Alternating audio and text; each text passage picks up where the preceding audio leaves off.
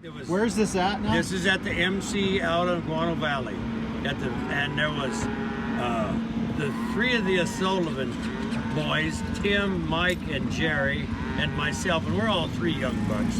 And we got left at the ranch for the weekend because everybody else went to town, take showers and see their families, that sort of thing. And so we were out there with the cook, Audrey Grizzle, and her husband Cole, and she took good care of us boys.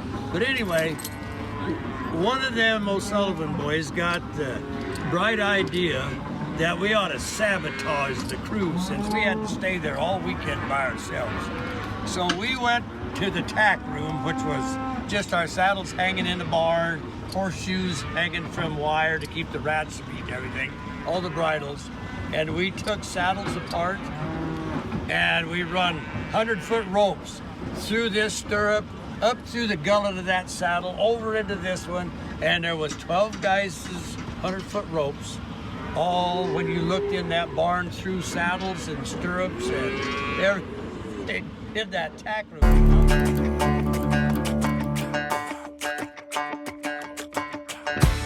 Howdy folks, and welcome to Live Equestrian. My name's Teddy. This is Scott. We're just a couple of friends from opposite sides of the Cascade Mountain Range in Oregon with the shared goal of becoming the best horsemen we can be. We love bringing folks along, hoping to inspire them in their faith, family, relationships, and personal growth. Horsemanship's the tool we use to communicate. Amongst folks who share this passion, it's a universal language. Ride along with us and grab on to a little cowboy wisdom as we share stories and lessons from the arena to the campfire. Come on, let's celebrate this equestrian life.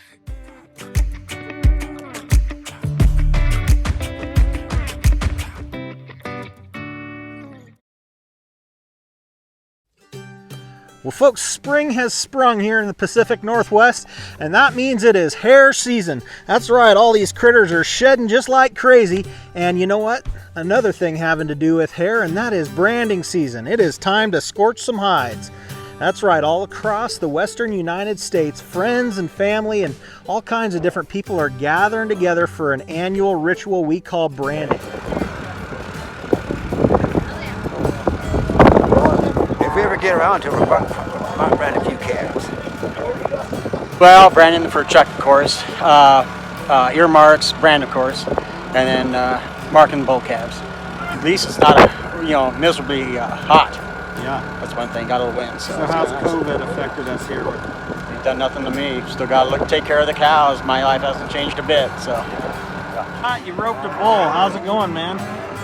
It's going good. How can it be going any better? That's right. Lots of bulls to rope today. Yep. Yeah, a few good sized ones. These are mostly probably yearlings or full. A couple of good sized bulls. Horses are holding it together though. Oh, living the dream, man. And you're hunting for something though, eh? Oh, looking pretty slick.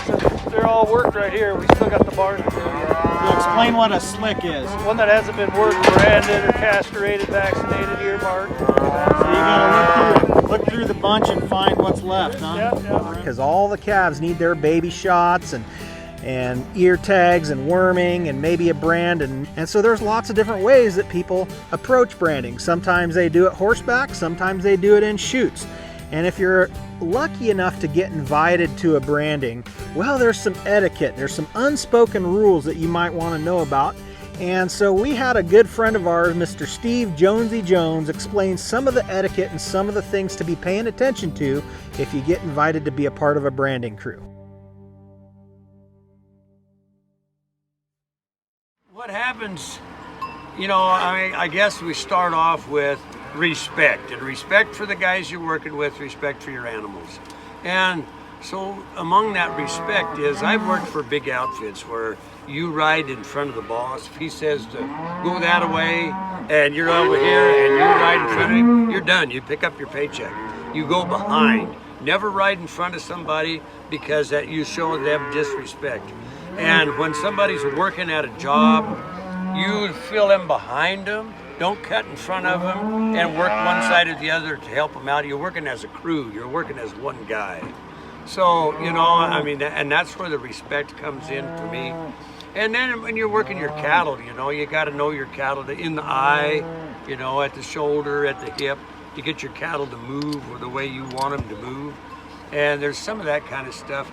When you're in the Brandon pen, most of the time, every place that I grew up, you worked the ground for a lot of years before you ever got on a horse, because that was the old guys were always on the horses because they couldn't work the ground anymore.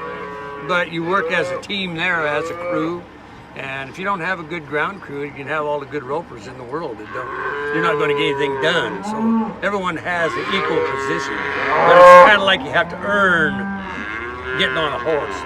But not everywhere is like that anymore, and so when you are roping in Brandon, if you ride in and you never ride in front of somebody, like I said, when you go to throw a loop, you always take a turn, wait in line, watch and take a turn, and stay out of somebody's way while you're rebuilding so they can throw a loop. Be gentle to the cattle, drag them easy if you do get something roped in. And the game's played at different pins. Sometimes you head them and heel them, sometimes you two-hock them and drag them. It just depends on where you're at what corral. And some places pull all the calves or cows, and so you've just got calves in there to work with. Some places leave a few cows, some places leave all the cows. Personally, I like cows in with the calves, keeps everything quieter. You can sneak up on the calves, you get better loops that way, and you know, I think probably more than anything, a guy, if he's going to rope, he needs to practice with the dummy on a horse, sitting around roping a sawhorse a little bit, so he's kind of not throwing a bunch of blanks. You know, the recoil of that rope will kill you if you don't catch anything once in a while. What's one of the biggest wrecks you've ever seen in a branding pen? We had like 6 calves on the ground between 12 horses, and an old boy had about 100 foot of riata out, and he had about a 4-weight calf, and it windmilled under one string. The whole bunch of horses on one side all jumped ahead, run over the ground crew, the calves, and scattered out to the other, and he sat right there with his dallies and leveled the whole ground crew and all the horses and the cowboys. Needless to say, he was told to get out of the pen and not come back. That was ugly. Nobody got hurt bad, but boy, it sure scattered things and didn't help any horses. Made a whole bunch of guys mad. What are some of the outfits you've ridden for? The MC, Viewpoint. Ernie Messner had a place down there that he worked on that I helped a little bit. Prather Ranch, Fort Klamath. At Lakeview, Jack Damath, and Terry Cahill. Wiegand's out of Madras. We had 1,000 head of mother cows, and we had 2 places leased. One at Powell Butte, Madras is the home places. We had Deer Island leased. We ran all those cows down there.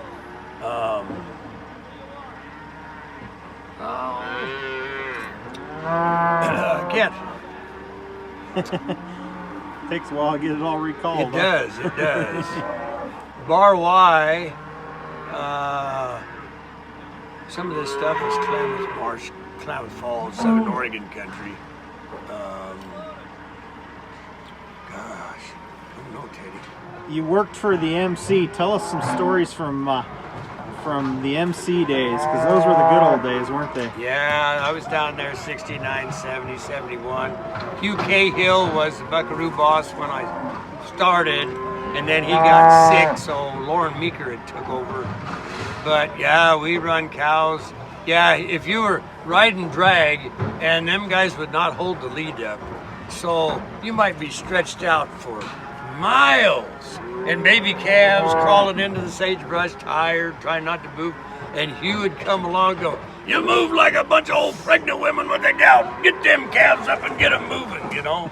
And you'd get to the holding pen where you were going to leave them for the night, and sit and hold them till everything kind of quieted down, come morning, half the cows were gone because they'd gone back to get their calves that were laying, clear back through the country. But yeah, that was pretty interesting out there. It was pretty western. Most all the horses, we had about 140 head of horses in the Caviata.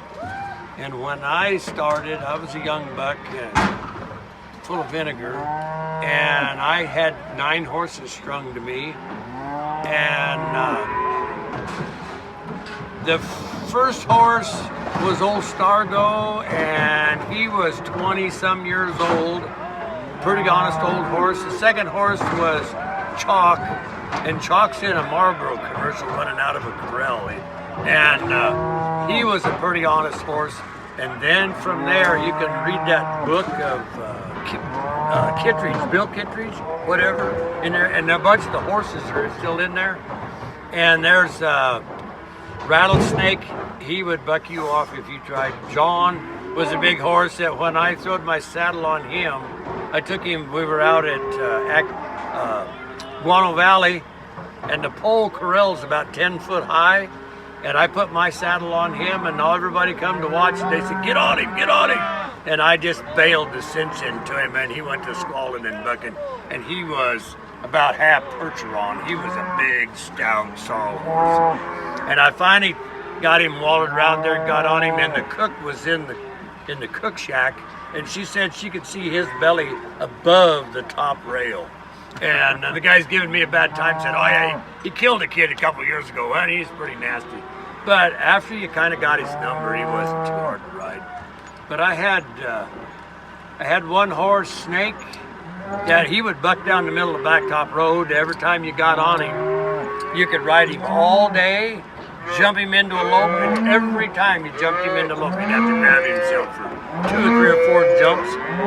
And it didn't make any difference where you was at, what you were doing. If you stopped him, started him, stopped him, started him 100 times, every time you jumped him into a lope, he'd had to hit you a couple of 3 jumps. And so I got my picture in a lot of people on the looky-loos on the highway when we were working cattle along the road, that I'd stick a spur in him to get him to buck like that. And all the guys told me, they said, no horse, you're going to piss him off, and he's going to buck you off one of these days.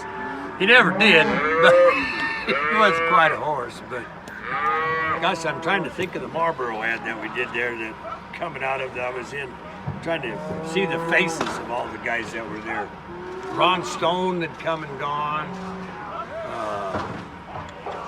I don't know if I was before or behind Black. I think I was ahead of Black when he was there, because it was still, Kittredge had just sold the ranch when I was there, and it was owned by Northwest Land and Cattle Resources Incorporated out of Reno, Nevada, and they didn't pay their bills, and they'd turn the power off, and they would do all kinds of different things at times. But that was my first place where the whole ranch crew, the farm crew, the feedlot crew, they either were married, living in houses, or there was a big bunkhouse at the headquarters, which is all moved up on the hill now, but it was down in the hole. And the Buckaroos were about 4 or 5 miles down the road in their own little palace up on the hillside with their own cook. And when you were in the home valley there on Warner Valley and you were riding, and you're horseback and you ride by and see a hole in the fence, you just ride in and tell the fence crew, they'd go out and fix the fence. You didn't get off your horse for anything but doctoring, roping, or riding. Moving something. Anything else would all come to some other part of the crew. And I thought, this Buckaroo is a pretty good deal, man. You're the elite. We had our own pickup, our own horse trailer. So, Yeah. Unfortunately, it's pretty tough to find those kind of gigs. Huh? Oh yeah. Tom McCoy, he was quite a colorful fella. He could tell poetry from daylight till dark, and he did not fit your typical Buckaroo look of today. He wore white Packers, and once in a while you'd even catch him in a pair of bib overalls and a little derby kind of a hat and a denim jacket. And that old man, he could set a horse and tell stories and tow a rope. Jack Alexander was there. There was. Where's this at now? This is at the MC out of Guano Valley. And there was the three of the O'Sullivan boys, Tim, Mike, and Jerry, and myself, and we're all three young bucks. And we got left at the ranch for the weekend because everybody else went to town, take showers and see their families, that sort of thing. And so we were out there with the cook, Audrey Grizzle, and her husband Cole, and she took good care of us boys. But anyway, one of them O'Sullivan boys got the bright idea that we ought to sabotage the cruise since we had to stay there all weekend by ourselves. So we went to the Tack Room, which was just our saddles hanging in the barn, horseshoes hanging from wire to keep the rats from eating everything, all the bridles, and we took saddles apart and we run 100-foot ropes through this stirrup, up through the gullet of that saddle, over into this one, and there was 12 guys' 100-foot ropes, all when you looked in that barn through saddles and stirrups and everything. In that tack room, out through a board or out through a post, back through it. It took us half a day to get all this stuff laced together. And come Sunday night when everybody rolled in, you know, they all rolled in fairly late. And boy, we were pretty thin. We were already in bed. It was come Monday morning when Lauren Meeker was the cow boss then, and he went out and started catching horses, and there was no cowboys to take horses from him. They just turned out and look at what's going on. Well, they went over, they opened the tack room door, the barn there, and saw this big mess. And they were till noon putting everything back together, and us four boys were in a whole lot of trouble. Didn't run us off, but we decided we better not do that again. Well, there you have it. A little information from the horse's mouth, as it were. Hope you guys are having a chance to get out, get horseback, and spend time enjoying this spring weather. I know it's just been a blast to get out and ride a little bit, tune some of these horses up for the spring. And you know what? You know how to support our channel, so we appreciate you spreading the video around to your friends or anybody who you think would enjoy our content. Well, listen, guys, take care, and hopefully we'll catch you on down the trail.